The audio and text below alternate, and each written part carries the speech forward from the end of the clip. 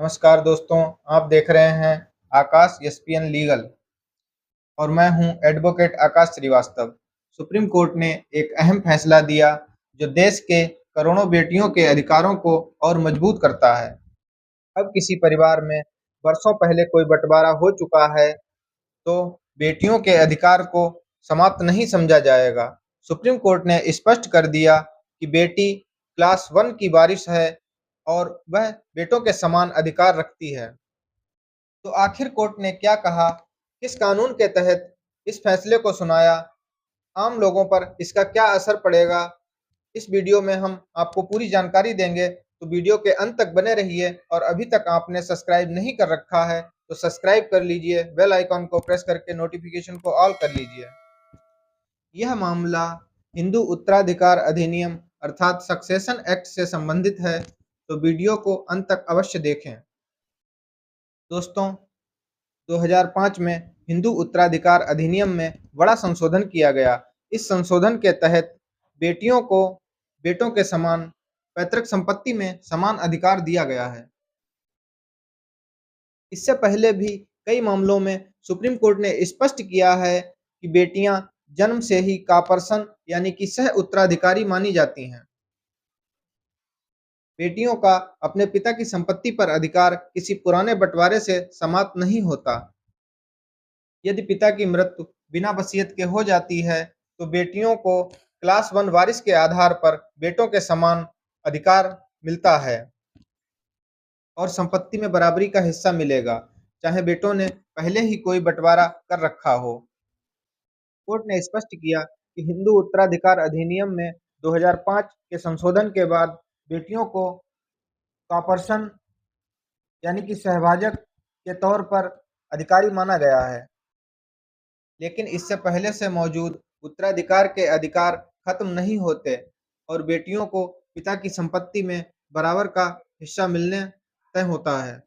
यह मामला B M सिनप्पा नामक व्यक्ति की संपत्ति से जुड़ा हुआ है, जो 1985 में बिना वसीयत करे उनकी मृत्यु हो गई। उनके वारिसों में उनकी पत्नी व 3 बेटियां व 4 बेटे थे। चारों बेटों ने सहमति से एक बंटवारा कर लिया, जो कि मौखिक रूप से किया गया। बाद में उन्होंने सन 2000 में एक लिखित विभाजन डीड रजिस्टर्ड करवाई, जिसमें बेटियों को हिस्सा नहीं दिया गया।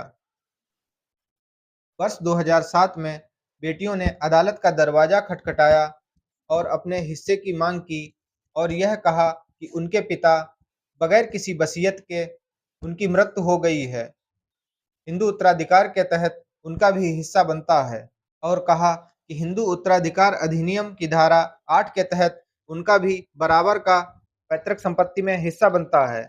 प्रतिवादियों ने यह तर्क दिया कि उनका बंटवारा 2000 में हो चुका था, जो 20 दिसंबर 2004 से ही पहले हो चुका है, इसलिए वह हिंदू उत्तराधिकार अधिनियम की धारा 6 सबसेक्शन 5 के तहत सुरक्षित है।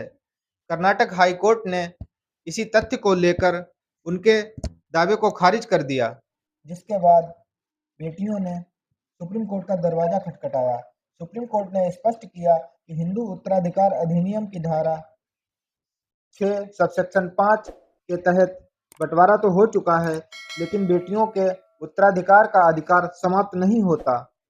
कोर्ट ने स्पष्ट किया कि बेटियों को मिलने वाला जन्म से कॉर्पोरेशन अधिकार तक ही सीमित नहीं है, बल्कि बेटियां अपने पिता की संपत्ति में क्लास वन की उत्तराधिकारी हैं और इसी के आधार पर कर्नाटक हाई कोर्ट के फैसले को खारिज कर दिया और दोबारा से मामले को जिला न्यायालय में भेज दिया और यह आदेश दिया कि जिला न्यायालय द्वारा तथ्यों का अवलोकन करके विधिवत रूप से इस पर सुनवाई की जाए और संपत्ति में किसी भी प्रकार का फेर बदल या बदलाव न किया जाए। सुप्रीम कोर्ट के इस फैसले से आप कितना सहमत हैं? क्या बेटियों को मिलने वाला यह क्लास वन का अधिकार उनके लिए वरदान है या नहीं? इस पर आप कमेंट सेक्शन में कमेंट अवश्य करिए और वीडियो पसंद आया हो तो लाइक, कमेंट और शेयर अवश्य करिए। धन्यवाद।